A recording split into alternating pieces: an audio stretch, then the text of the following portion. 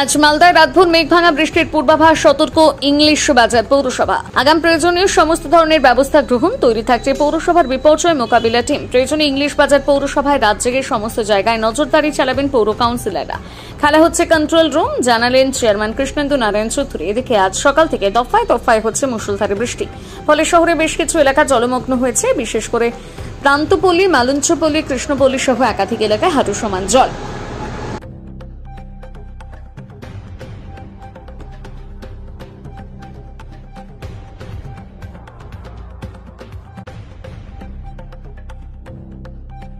বৃষ্টিতে জল জমে কি অসুবিধা হচ্ছে?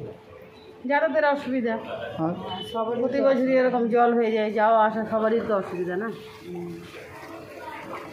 আর বলুন, নিকাশের তো কোনো ব্যবস্থা নেই। কি চাইছেন?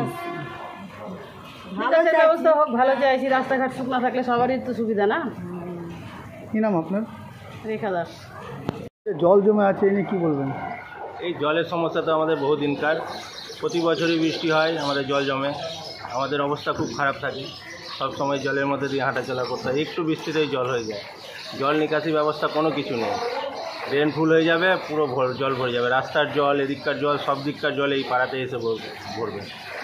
এই পুজোটা আর কি কি প্রবলেম হয়? এখানে তো ওই জলেরই প্রবলেম, আমার বাদ বাকি সব কিছু ঠিক আছে। এই জল একটু বৃষ্টি হলেই জল হয়ে যায়। নাম বাপি রানা।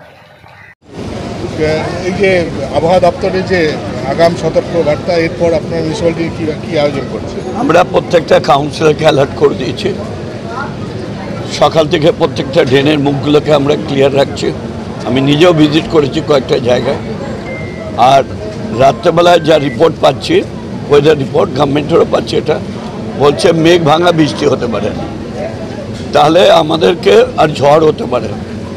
তাহলে আমাদের ডিজাস্টার টিমকে স্ট্যান্ড বাই রেখে দিচ্ছি আমরা মিউনিসিপ্যালিটি, আমরা নিজেরাও থাকবো। সেরকম হলে আমরা সাথে সাথে সব বেরিয়ে যেখানেই যাই হোক না কেন, গাছ পড়ুক, ইলেকট্রিক পোল পড়ুক, যাই পড়ুক, আমরা তার মোকাবিলা করবো।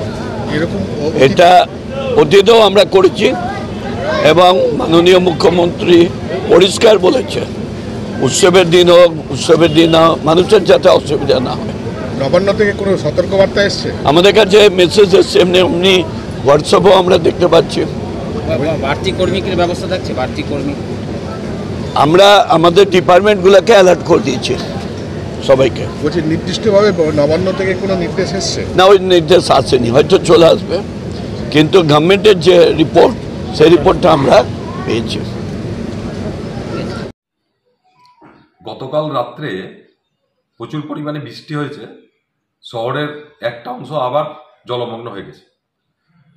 আরও বৃষ্টি হওয়ার সম্ভাবনা আছে, আমরাও সেই বিষয়ে সতর্ক আছি যাতে মানুষের ক্ষয়ক্ষতি না হয়। কিন্তু একটা বিষয় বলবার আছে যে এই সমস্যাটা কিন্তু বহুদিনের সমস্যা, শহরে জল জমাটা বৃষ্টি হলে। এর একটা সুনির্দিষ্ট বৈজ্ঞানিক পরিকল্পনা করা দরকার যাতে শহরে জল না জমে, মানুষ স্বস্তিতে থাকতে পারে।